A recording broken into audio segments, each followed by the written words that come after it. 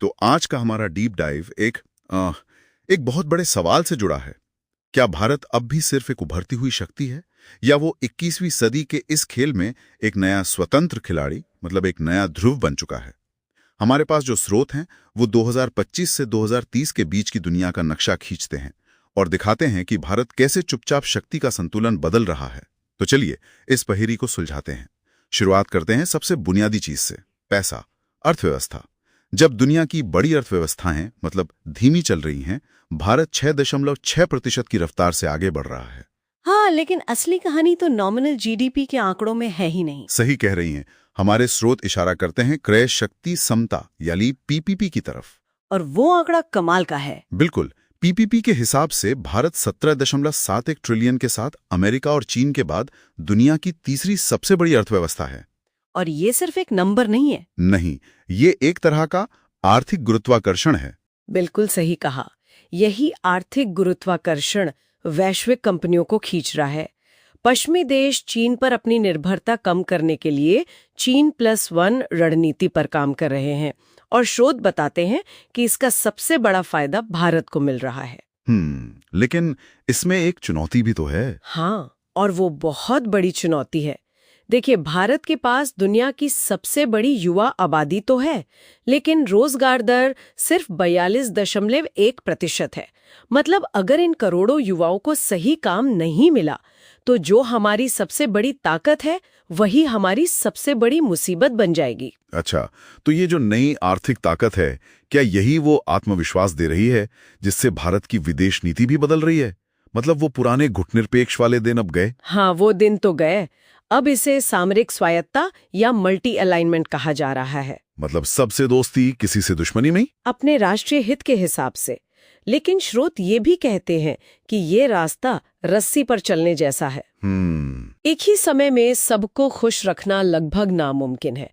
सबसे अच्छा उदाहरण देखिए, भारत एक तरफ अमेरिका, जापान, ऑस्ट्रेलिया के साथ क्वाड का हिस्सा है, जो चीन को रोकने के लिए बना है, और दूसरी ही तरफ वो रूस और चीन के साथ शंघाई सहयोग संगठन यानी SCO की बैठक में भी जाता है। अच्छा। और वो यूक्रेन युद्ध के दौरान रूस से सस्ता तेल खरीदने वाला मामला भी तो था। बिल्कुल। पश्चिम के दबाव के बावजूद तेल खरीदना, ये संतुलन साधने की कला ही भारत को हर बड़ी वैश्विक बातचीत में एक जरूरी खिलाड़ी बना देती है। तो ये आर्थिक ताकत और विदेश नीति का आत्मविश्वास, इसी वजह से भारत अब अपनी सैन्य शक्ति मतलब हार्ड पावर भी खुलकर दिखा रहा है। मुझे याद है, एक दशक पहले तक तो हम दुनिया के सबसे बड़े हथियार खरीदार थे। और अब देखिए, कहानी पूरी तरह पलट गई है। अच्छा। वित्त वर्ष 2024-25 में भारत का रक्षा निर्यात $2.76 बिलियन के रिकॉर्ड स्तर पर पहुंच गया है। पर इसमें जो सबसे दिलचस्प बात है वो ये है कि ये हथियार बेचे किसे जा रहे हैं? कहाँ जा रहे हैं?